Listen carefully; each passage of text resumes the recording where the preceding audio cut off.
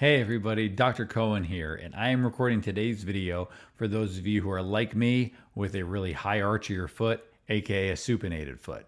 So, why is a supinated foot a problem? Well, supination is something that we do when we walk, when we run. That is when our body creates more of an arch in our foot to create some rigidity that then we can push off of when we drive from one foot to the other during the gait, during the walking cycle. So some semblance of supination is normal. However, when it goes too far and that's our default position, then it can become a problem because we're not going to shock absorb as well and we're not going to spread the stress across our foot as well as we could. So if we think about it, a supinated foot means that the arch of our foot is raised up high off the ground. So it shifts a lot of our weight to the outside of our foot because we don't have the inside of our foot to feel on the ground anyways. So it puts the weight through our heel, through the outside of our foot. We'll have our forefoot oftentimes on the ground as well. But what it creates is a position of external rotation for our lower body, which doesn't allow us to shock absorb super well. We have this rigid foot. We're in a position with our limbs where we can't shock absorb as well. So it puts a lot of force back into our body that can beat us up when we try to land during jumping sports or impact the ground when we're running. And it creates problems at the foot, at the ankle, at the knee, at the hip, at the back.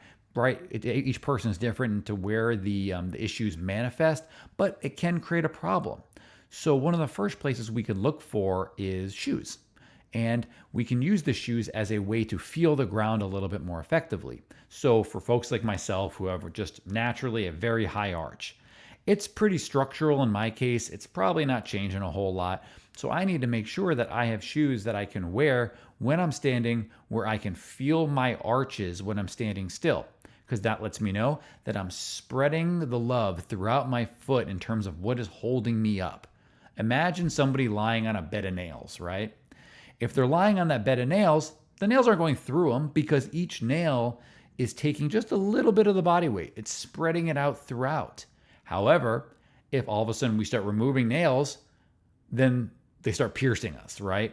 Same idea here. We want to make sure we can spread that stress out so that no one area is taking the brunt of that, which isn't good for anything. So if you're somebody like me who has a really high arch, look for shoes where you can put them on. You feel like you got a little bit of cushion. That can be helpful. Not so much that it makes you feel like you're, off balance or anything like that. And you can just feel your whole foot evenly throughout so that when we do some sort of exercising, whether we are running, whether we are doing a more dynamic, explosive sport, we are able to support ourselves throughout the entire foot. Now, exercises you may want to work on are going to be things that allow you to drive your lower body into a little bit more internal rotation, which is a more shock absorption based position, and something inevitably those of us with higher arches tend to struggle a little bit more with. One exercise I really like to give to some of my patients is a flexion-based squat, where somebody just very gently squeezes a ball or yoga block that's between the knees. Because what it does is it teaches us to lower down into a little bit of like a loading position, shock absorption position. We are holding this squat, we're rotating our knees into internal rotation to again drive our body in totality into positions that it needs to be able to achieve to shock absorb effectively.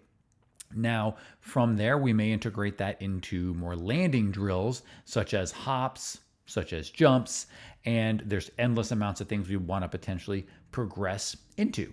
And so if you're somebody out there who maybe has some rigidity throughout their foot, maybe you have a history of foot ankle issues, or you just feel like you're kind of just landing rigid or struggle with the shock absorption component of whatever your sport is, contact us. There's a lot we can be able to do. I've been able to treat myself, so I hope we'd be able to help you as well.